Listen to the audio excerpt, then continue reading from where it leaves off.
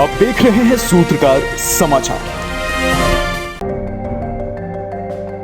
राजधानी रांची स्थित प्रदेश कार्यालय में भाजपा प्रवक्ता प्रतुल सहदेव के द्वारा एक संवाददाता सम्मेलन को संबोधित किया गया एवं इस संवाददाता सम्मेलन के माध्यम से झारखंड के कई क्षेत्रों में राजनीतिक जिहाद एवं आलमगीर आलम के सगे भाई जहांगीर आलम का बांग्लादेश 1990 से परमानेंटली शिफ्ट होने की बात कही। भाजपा प्रदेश प्रवक्ता ने पहले विषय राजनीतिक जिहाद के विषय में बताते हुए कहा कि झारखंड का पाकुड़ इलाका विशेष तौर पर राजनीतिक जिहाद का क्षेत्र देखा जा रहा है, क्योंकि ऐसे कई उदाहरण हैं जिसे देखने से प्रतीत होता है कि मुसलमान व्यक्तियों के द्वारा आदिवासी महिलाओं के साथ पहली, दूसरी या तीसरी शादी करके मुस्लिम सत्ता पर काबिज होने की चेष्टा रखते हैं। इस पूरे प्रदेश में इस 4.5 वर्षों के दरमियान में जब से हेमंत सोरेन सरकार में, दूसरी बात मैं आपको बताता हूं कि जहांगीर आलम का नाम तो हमने सबने सुना, आलमगीर आलम के कॉन्टेक्स्ट में। जहांगीर आलम उनका नौकर था, ये हम सब जानते हैं। अब जहांगीर आलम द सेकंड, ये जहांगीर आलम द सेकंड के बारे में आज मैं आपको बताऊंगा। आलमगीर आलम के सगे भाई है जहांगीर आलम। ये ढाका में रहते हैं पिछले 35-36 वर्षों से। अरबपति बताए जाते हैं, उनकी वॉइस की मिले है, दवा की कंपनी से बहुत बड़े इंडस्ट्रीज बताए जाते हैं जहांगीर आलम। और कोई चचेरे ममेरे भाई नहीं, सगे भाई आलमगीर आलम का। और 1990 के दशक में जब आलमगीर आलम साहब का राजनीतिक उदय होना शुरू हुआ तो ये परमानेंटली लगता है बांग्लादेश शिफ्ट कर गए। तो इनका राजनीतिक उदय और इनके भाई जहांगीर आलम का बांग्लादेश शिफ्ट होना और देखते देखते जीरो से हीरो बन जाना, एक बड़ा इंडस्ट्रीज बन जाना। कहीं यहां भी तो घालमेल नहीं है। हम ईडी से मांग करते हैं कि जो वो इंडस्ट्रीज बन गए 25-30 वर्ष में, देखते देखते अरबपति बन गए, करोड़पति भी नहीं। इस पूरे मामले में कहीं आलमगीर आलम का पैसा तो नहीं लगा, इसकी भी गहनता से जांच होनी चाहिए। जहांगीर आलम नौकर की तो जांच चल रही है, पर जहांगीर आलम भ्राताश्री की भी जांच होनी चाहिए, तभी दूध का दूध और पानी का पानी होगा। बांग्लादेश शिफ्ट कर गए साहब, ढाका के पास बड़े इंडस्ट्रियलिस्ट है और इनका उदय और उनका पैसे का उदय एक साथ होता है। दूसरी बात, आलमगीर आलम अभी तक इस्तीफा नहीं दे रहे। देखिए ये झारखंड है, यहाँ केजरीवाल मॉडल नहीं चलने वाला। आलमगीर आलम साहब, आप भ्रष्टाचार के मामले में जेल गए हैं, प्रथम दृष्टया कोर्ट ने भी आपको रिमांड दिया है, आपके ऊपर लगे आरोपों को सही माना। और ईडी ने अपने रिमांड पिटीशन में कहा कि जहांगीर आलम ने साइन स्टेटमेंट ऑन कैमरा कहा है कि ये पैसा संजीव लाल के कहने पर जहांगीर आलम का कलेक्टेड पैसा था, 1.5% कमीशन जो मिलता था उसके घर में रखा गया। जहांगीर आलम जो नौकर था उसके घर में दस्तावेज बरामद हुए, मंत्री का लेटर हेड बरामद हुआ जो उसका संजीव लाल से नेक्सस से साबित करता है। और संजीव लाल किसी को रोकती है रिमांड पिटीशन में कि ये जहांगीर आलम का पैसा था। तो 2+2 सीधा 4 होता जा रहा है और ये साफ दिखाता है कि इनकी जो ईडी के रिमांड में दिया गया है कि जो पैसा है वो जहांगीर आलम के घर में उसका आलमगीर आलम से सीधा कनेक्शन था। और ये दूसरे जो जहांगीर आलम है उनकी भी जांच होनी चाहिए। बहरहाल पॉलिटिकल जिहाद बहुत बड़ा मुद्दा है। हमारी सरकार इस बार पूरे चीज को रिव्यू करेगी कि आदिवासी बेटियों को लगातार जो शिकार बनाया जाता है राजनीतिक रूप से सरकार पे काबिज होने का, ये बंद। जी। वही आलमगीर आलम के सगे भाई जहांगीर आलम के विषय में बताया कि यह 1990 के दशक से बांग्लादेश में शिफ्ट हो गए हैं और आर्थिक रूप से काफी मजबूत भी हुए हैं। देखते देखते जीरो से हीरो बन गए। इस विषय पर प्रवर्तन निदेशालय जांच करे। अभी तक आपने झारखंड में लव जिहाद सुना, लैंड जिहाद सुना, सलमान खुर्शीद की भतीजी से भोर जिहाद सुना।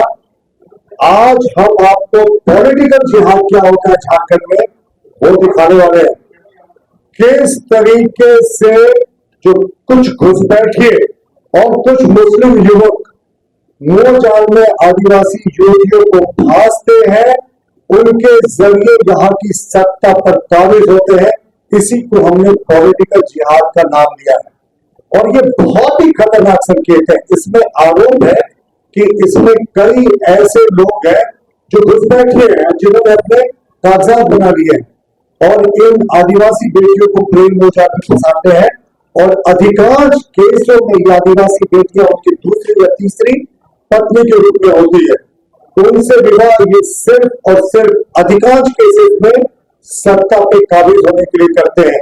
जो ट्राइबल की सीटें होती है, वो पंचायत की सीटें हो, जिला परिषद की सीटें हो, या यहाँ तक कि पार्लियामेंट की सीट हो, वहां भी ये कोशिश कर चुके हैं। बहुत जगह सफलता मिली, बहुत जगह असफलता मिली।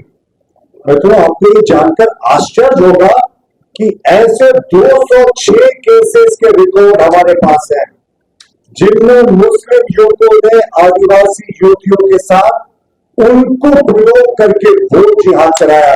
आज 15-16 उदाहरण से हम आपको समझा रहे हैं कि किस तरीके से झारखंड में वोट जिहाद चल रहा है, और ये हेमंत सोरेन की सरकार में बढ़ गया है और सरकार पूरी तरीके से खामोश है। और इत्तेफाक देखिए, सबसे ज्यादा वोट जिहाद के मामले उसी जगह से आते हैं जहां से आलमगीर आलम मंत्री है, यानी पाकुड़ से। हम मर्यादा का पालन करते हैं, इसीलिए हम उन आदिवासी बेटियों के नाम का जिक्र नहीं करेंगे, सिर्फ उस इलाके का जिक्र करेंगे, उसके पतियों के नाम का जिक्र करेंगे जिनके नाम पर वो पॉलिटिकल जिहाद हुआ। चलिए शुरुआत करते हैं पाकुड़ से।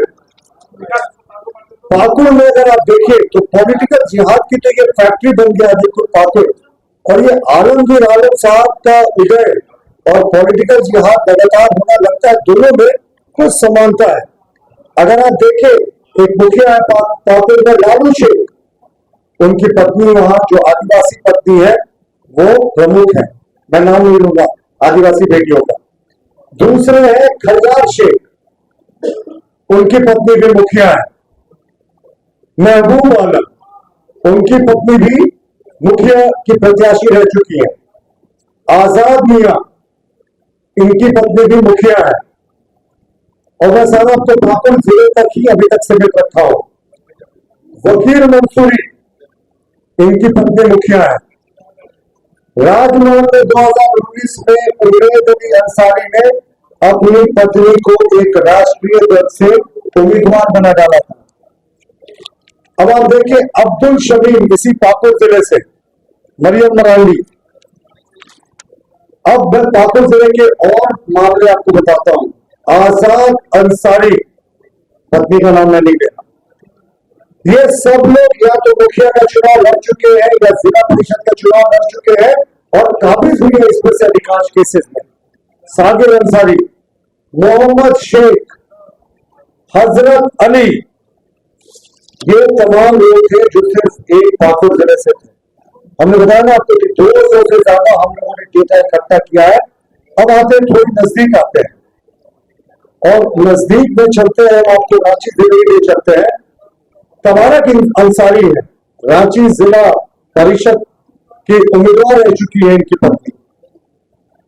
इकरामुल अंसारी है, इन्होंने तो आदिम जनजाति की एक बेटी से शादी की है, बताया जाता है तीसरी पत्नी है, गुमला से, और मुखिया है।